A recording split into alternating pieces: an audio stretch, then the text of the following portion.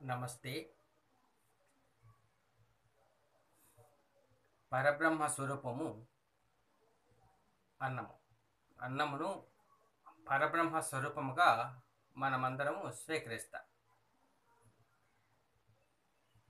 ఈ అన్నము తినడమును భగవంతుడు చూసి మెచ్చుకునే విధముగా మనము ఆహారాన్ని తీసుకోవాలి. సాధారణంగా చాలామంది అన్నం తినే ముందు చేతులు కడుక్కొని భోంచేస్తారు. భగవంతుడు మెచ్చే విధముగా భోంచేయడం చాలామంది చేస్తూ ఉంటారు. కాకపోతే కొందరికి తెలుస్తుంది, కొందరికి తెలియదు. అవి ఏంటియో చూద్దాం.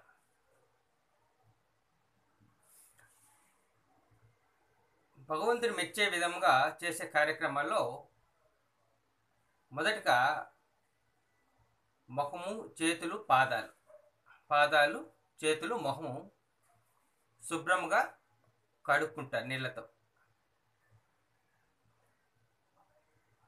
ఆ తర్వాత భోంచేస్తారు. ఇంకొందరు ఏం చేస్తారంటే పంచ కండువా కట్టుకొని భోంచేస్తారు. ఇంకొందరు ఏం చేస్తారంటే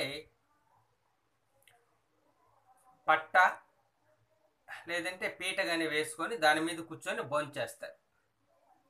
మరికొందరు అన్ని పదార్థములను ఆకులో కానీ పళ్ళెంలో కానీ పెట్టుకొని భగవంతుడికి అర్పించి స్వీకరిస్తారు. నేనైతే ఆ భగవంతుని అర్పించడంలో వాళ్ళను ఆవాహనం చేస్తాను. వాళ్ళు ఆహారాన్ని స్వీకరించి వెళ్ళినట్టు మానసికంగా భావన చేసి ఆనందిస్తాను, ఫీల్ అవుతాను. వాళ్ళు తిన్నట్టు తృప్తి చెందుతాను. ఇంకొందరు ఇక్కడ ఉన్నదాన్ని ఆచమనీయం చేస్తారు. కొందరు ఇది ప్రసాదముగా స్వీకరిస్తారు. మరికొందరు ఆహారమును వృధాని కానికుండా, వేస్ట్ కానికుండా కంప్లీట్గా తింటారు. ఏవో కొన్ని మాత్రమే తొక్కలు అలాంటివి మాత్రమే అక్కడ ఉంటాయి, మిగతావన్నీ తింటారు. ఇంకొందరు మళ్ళీ నేనేం చేస్తానంటే లోపల పరబ్రహ్మ ఉన్నాడు, నాలోనే విశ్వము ఉంది, నాలోనే చాలా జీవరాశులు ఉన్నాయని భావిస్తాను, నమ్ముతాను. ఈ తీసుకున్న ఆహారము వాటికి వెళ్తున్నాయి, అవి కూడా తీసుకుంటున్నట్లుగా భావన చేస్తాను.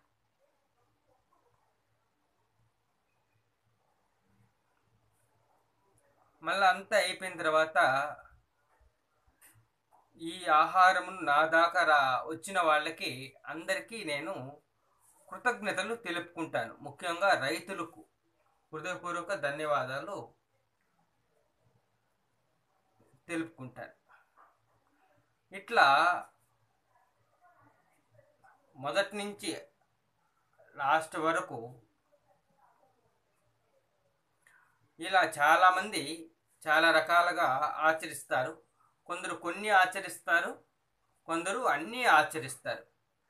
ఇవి ఆచరించడం వల్ల ఏమవుతుందంటే దేవుడు ఆయన ఆనందిస్తాడు, చాలా సంతోషంగా ఆనందిస్తాడు. ఇలా తినకపోతే దేవుడు ఆనందించడు అని అనుకోకూడదు అన్నమాట. ఎంత బాగా తింటే భగవంతుడు అంత బాగా ఆనందిస్తాడు. మనం ఎలా తిన్నాము అన్నది కాదు ముఖ్యం, ఎంత తిన్నాము అన్నది కాదు. కాబట్టి మనం తినేది, మనం చేసే పనులు అన్నిటినీ భగవంతుడు మెచ్చుతున్నాడా లేదా అనే విధముగా మనం చేయవలసి ఉంటుంది, మనం బతకవలసి ఉంటుంది. కాబట్టి మనము ఎంత బాగా తింటామో, ఎన్ని పద్ధతులు దేవుడు మెచ్చే విధంగా ఈ పద్ధతులన్నీ మనం ఆచరిస్తూ తింటామో, ఆ విధముగా భగవంతుడు మనల్ని ఇష్టపడతాడనమాట. మనము భగవంతుని ఇష్టపడడం కాదు ముఖ్యం, భగవంతుడు మనల్ని ఇష్టపడాలి. మన హృదయంలో భగవంతుడు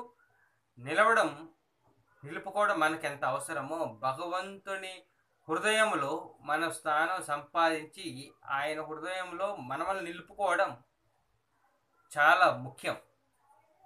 కాబట్టి ప్రతి ఒక్కరూ, ఈ తెలియని వాళ్ళు కూడా ఈ చిన్న చిన్న పద్ధతులే ఆచరించి దేవుని హృదయంలో స్థానం సంపాదించేటట్లుగా ఈ ఆహారమును తీసుకోండి. ఒక్కొక్క పాయింట్ అలవాటు చేసుకుంటూ వస్తే చాలా బాగుంటుంది. నేను బయటకు వెళ్ళినప్పుడు పంచె ఏం కట్టుకోను, ప్యాంట్ ఉంటే ప్యాంట్తోనే భోంచేస్తాను.